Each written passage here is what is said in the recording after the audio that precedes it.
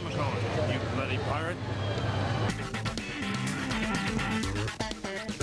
And we're here with Kate Beckinsale and her husband Len Wiseman, who've just completed Underworld Evolution.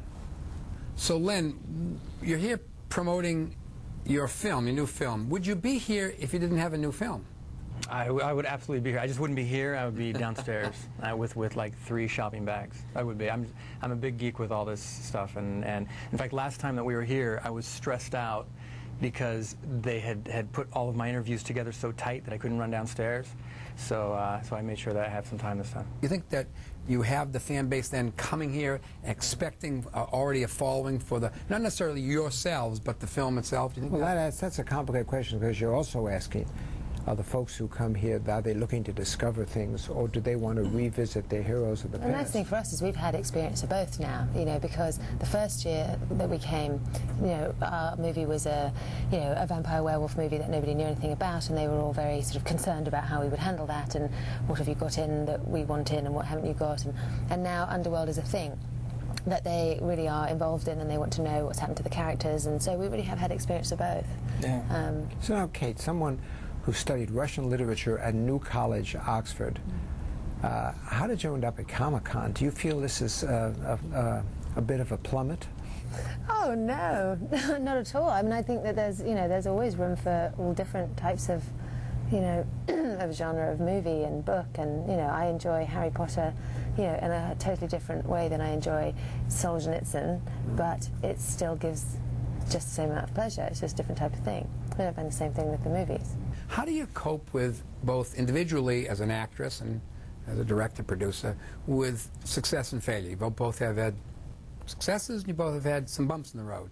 So how do you cope with it? Just keep going forward? What's your strategy for that? 'Cause the longer you go in this journey, the more likely you'll have to have both. I really think that it's just what makes you happy. If you can read, you can put a list of fantastic reviews together, you can put a list of really horrible reviews together, and you can do that, I think, on every film. And my agent pointed out when I went into Underworld, because it was my first film, said I've saved a file which are the worst reviews of Star Wars, just for you to look over. That every movie you're going to get both, and you just have to be ready for it. Yeah, and genre films, they really do. The fans, they jump on the internet, and every little detail about everything. You don't see that as much on a romantic comedy. I don't think they jump in and get really specific about the costume that Do you read the review? Do you read your reviews?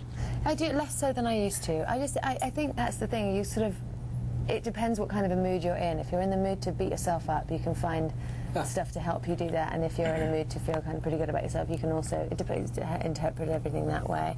I think it's hard to completely avoid it, even though one does try. And for me, the best thing is to have a functioning home life that kind of cushions you, because sometimes it is upsetting. People say mean things about how you look, or what your personality is, or your performance, or your whatever. And do you hear that when you do that? When you do that in that paper of yours? Does he do that? He's the master of it. He's called Bad Man. I mean, no. And that's the thing, is that if you've got we have a 6-year-old daughter, and that's where the sort of focus of my sanity is, really. And so you pop out of there, and then you go back in, and it. Well, The Aviator, I don't think the critics appreciate as much as it deserved. I really thought that was an extraordinary movie. Well, we know we're going to love your movie, and we know we're going to love you, and you each love each other, so love you. Thank you. Thanks for coming.